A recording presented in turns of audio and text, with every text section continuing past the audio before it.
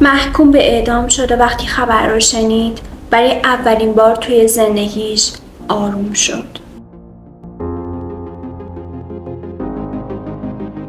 سلام، خیلی خوش اومدید به این ویدیو. امروز قراره یکی از کتابایی که خیلی دوستش دارم و با هم دیگه در موردش صحبت کنیم. کتابمون اسمش بیگانه است. اثری از آلبر کامو. دوستم قبل از اینکه راجع به خود کتاب صحبت کنم یکم راجع به آلبر کامو بگم براتون، چون اینجوری به نظرم میتونید دیدگاهش و کتابی که نوشته رو بهتر بفهمید و درکش کنید. آلبر کامو توی فقر در الجزایر بزرگ شد. وقتی کمتر از 1 سالش بود پدرش در جنگ جهانی اول کشته شد. مادرش کم شنوا بود و خیلی حرف نمیزد. کامو از بچگی یاد گرفت دنیا خیلی وقتها جوابی نمیده، سکوت میکنه. بعدها همین شد فلسفه زندگیش، چیزی که بهش میگن پوچگرایی. کامو نمیگفتش زندگی بی‌معناست پس ولش کن، میگفت زندگی بی‌معناست، همین رو بپذیر و باهاش برقص. خب بریم سراغ خود کتاب. بیگانه با یه جمله شروع میشه که به نظرم یکی از معروفترین جملات تاریخ ادبیاته. مامان امروز مرد، شاید هم دیروز، نمیدانم. شخصیت اصلی داستان اسمش مرسوه، یک کارمند معمولی در الجزایر.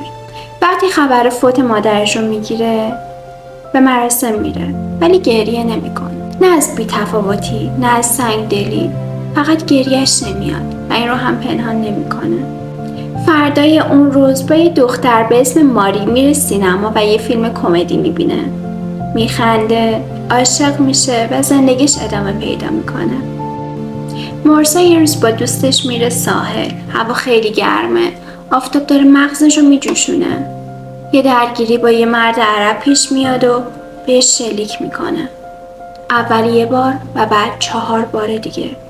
دستگیرش میکنن و دادگاه برش تشکیل میدن. دادگاه به جای اینکه در مورد قتل ازش سوال بپرسه، در مورد این میپرسه که مرسو برای چی سر قبر مادرش گریه نکرده، چرا رفته سینما، چرا قهوه خورده، چرا سیگار کشیده. انگار جرم اصلیش این بوده که چرا مثل یه انسان عادی رفتار نکرده. و در نهایت محکوم به اعدام میشه. توی سلول یه کشیش میاد پیشش تا توبه کنه. مرسو عصبانی میشه، نه به خاطر ترس از مرگش، از اینکه چرا این آدم میخواد بهش بگه که چطور باید احساس کنه. حالا بریم سراغ اون چیزی که من از این کتاب یاد گرفتم، چون به نظرم به زندگی خیلی از ماها واقعا ربط داره. اول اینکه احساساتت رو نمیتونی به کسی ثابت کنی. مرسو عاشق مادرش بود ولی گریهش نیومد و هیچ کس باورش نکرد. ما هم خیلی وقتا مجبوریم احساساتی رو نشون بدیم که واقعا نداریمشون، چون جامعه یک تقویم احساسی داره. انگار به ما میگه که سر این تایم باید خوشحال باشیم، سر این تایم باید غمگین باشیم، قوی باشیم. و اگر ریتمت با این تقویم یکی نباشه میشی بیگانه و طرد میشی. دوم اینکه قضاوت آدم‌ها اکثرا ربطی به تو نداره. مرسو به خاطر قتل محاکمه نشد، به خاطر این محاکمه شد که انگار نتونسته بود انتظارات آدم‌ها رو برآورده کنه. خیلی از قضاوت‌هایی که در مورد ما میشه واقعا در مورد ما نیست. در مورد اینه که آیا ما اون چیزی هستیم که اونها از ما میخوان یا نه. در آخر کتاب مرسو یه جمله جالبی میگه: در برابر این شب پر از نشانه ها و ستاره ها برای اولین بار دلم را به بی‌تفاوتی ملایم جهان گشودم. به نظرتون این جمله یعنی چی؟ یعنی دنیا به تو اهمیت نمیده و این آزاد کننده است. وقتی دیگه دنبال تایید دنیا نیستی، وقتی دیگه نمیخوای ثابت کنی که واقعا آدم خوبی هستی، وقتی فقط هستی، اون موقع است که واقعا آزادی.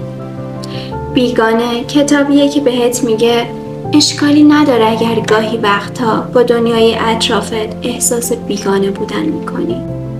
اشکالی نداره که ریتم احساساتت با دیگران متفاوته.